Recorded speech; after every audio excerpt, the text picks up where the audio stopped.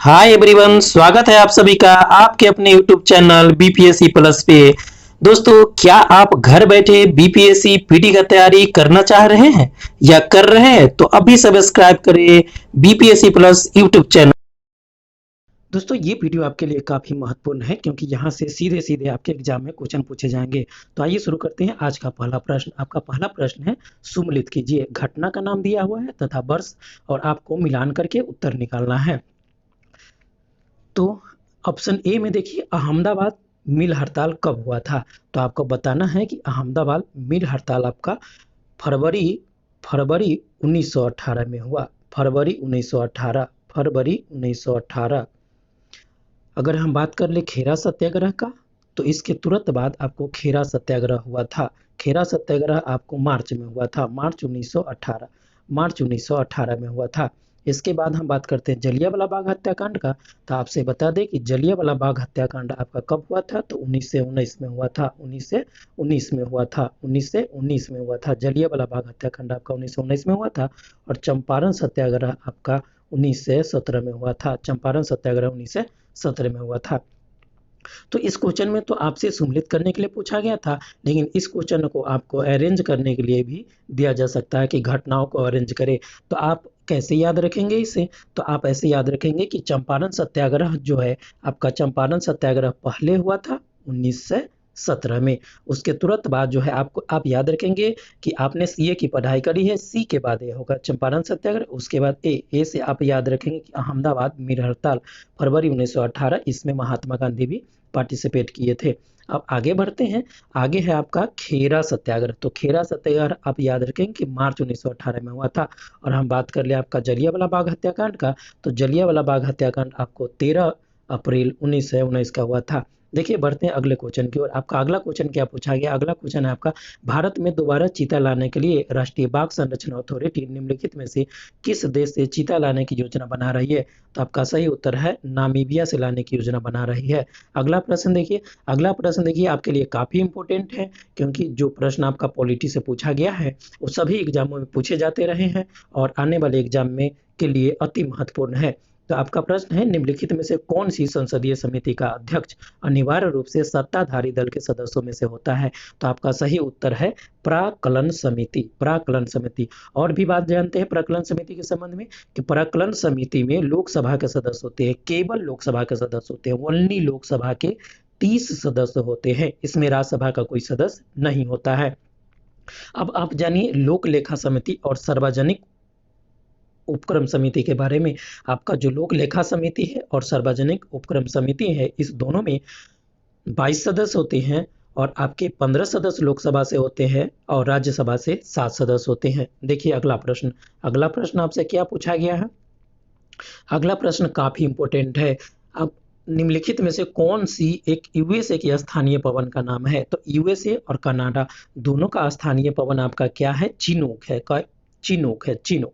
अगर हम बात कर लेते हैं फोन की, तो फोन आपका यूरोप का है, स्थानीय पवन है यूरोप का। जबकि अगर हम बात कर ले हरमट्टन का, तो हरमट्टन आपको पश्चिमी सहारा यानी अफ्रीका में चलता है। अगर हम बात करें मिस्ट्रल का, तो ये आपको दक्षिणी फ्रांस में। मिस्ट्रल, अगर आपके बारे आपसे पूछा जाए कि मिस्ट्रल के बारे में, तो मिस्ट्रल जो पवन है आपको दक्षिणी फ्रांस में चलता है। आगे हम बात कर लेते हैं अगले क्वेश्चन का। अब हम देखते हैं कुछ इंपोर्टेंट चक्रवात के नाम और उसका स्थानीय नाम क्या है।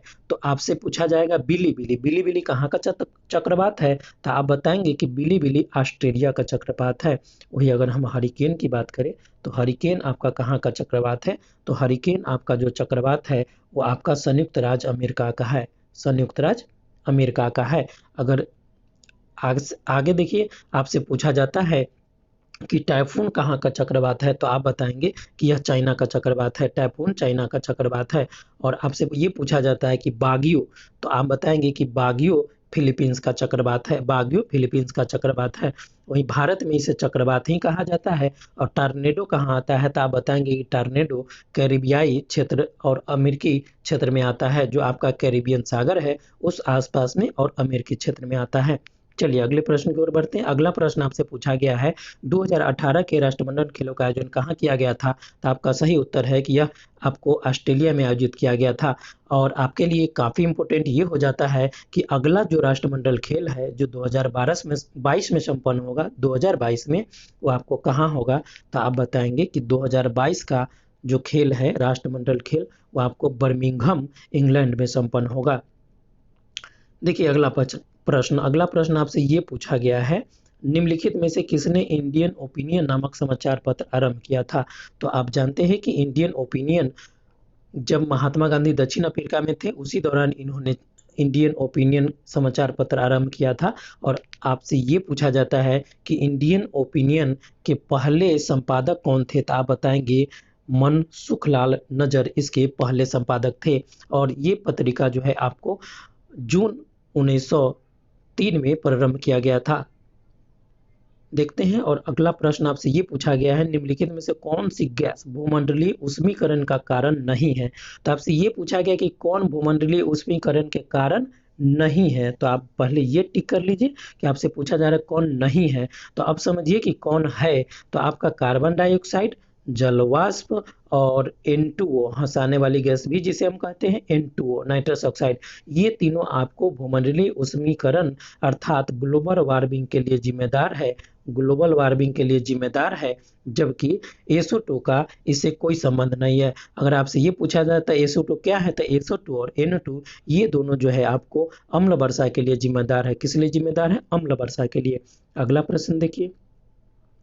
अगला प्रश्न आपसे पूछा गया है, बिहार के पर्यटन स्थल के संदर्भ में कौन से कथन सही है आपको बताना है। तो आपसे पूछा गया ककोलत बिहार राज्य का एक वर्षीय झरना है। तो बिल्कुल सही कि ककोलत बिहार का एक वर्षीय झरना है। भीम बांध बिहार में मुंगेर जिला में पड़ता है। तो ये भी आपका सही है।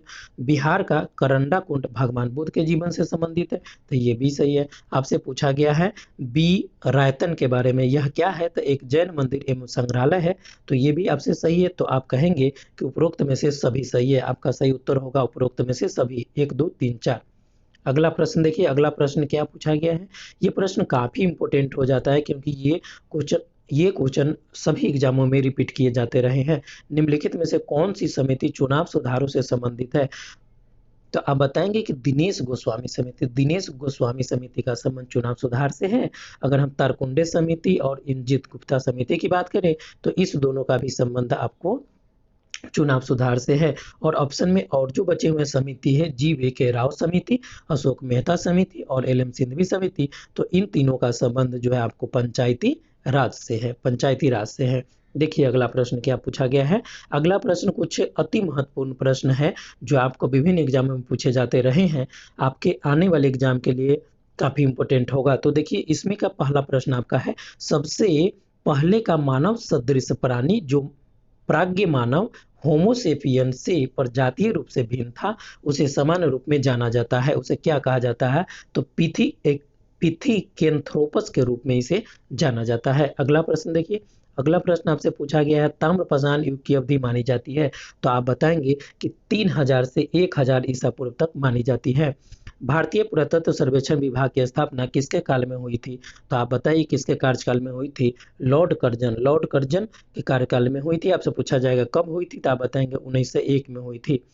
अगला प्रश्न है, आमरी संस्कृति कहाँ पनपी? तो आप बताइए कि आमरी संस्कृति सिंध प्रांत में पनपी।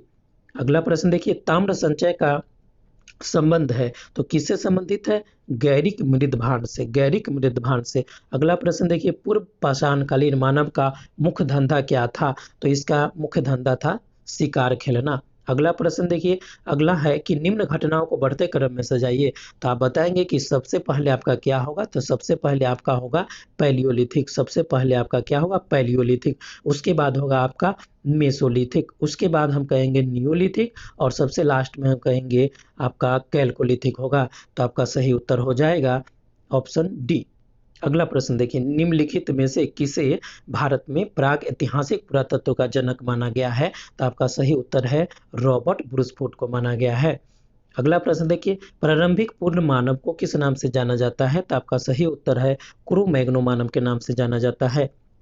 अगला प्रश्न देखिए, किसने कहा था इतिहास विज्ञान है न कम न ज्यादा। तो आपका सही उत्तर है ब्यूरी ने कहा था, ब्यूरी ने कहा था। अगला प्रश्न देखिए, इंडियन एपिग्राफी के लेखक कौन है? तो आप बताएंगे कि इसका सही उत्तर होगा डीसी सरकार, डीसी सरकार। नेक्स्ट प्रश्न देखिए, नेक्स्ट प्रश्न जो है आपका वो बीपीएससी का ही प्रश्न है। प्राग इतिहास का क्या अर्थ होता है? तो आपको प्राग इतिहास का अर्थ होता है वह इतिहास जो पुरातात्विक साक्ष्यों के आधार पर लिखा गया हो। अगला प्रश्न देखिए, पुरातत्व में स्तर विन्यास पद्धति निम्नलिखित में से किसको समझने के लिए प्रयुक्त होता है? तो आपका सही उत्तर है भौतिक संस्कृति के क्रमिक निक्षेप को समझने के लिए। अगला प्रश्न देखिए, निम्नलिखित में से किस स्थान से गर्त निवासी के पुरातात्विक साक्ष्य मिले हैं? तो आप बताएंगे गुफ कराल से मिले हैं। अगर आपसे ये पूछा जाता है कि गुफ कराल कहाँ है, तो आप बताएंगे कि गुफ कराल आपका जो है जम्मू एंड कश्मीर में है।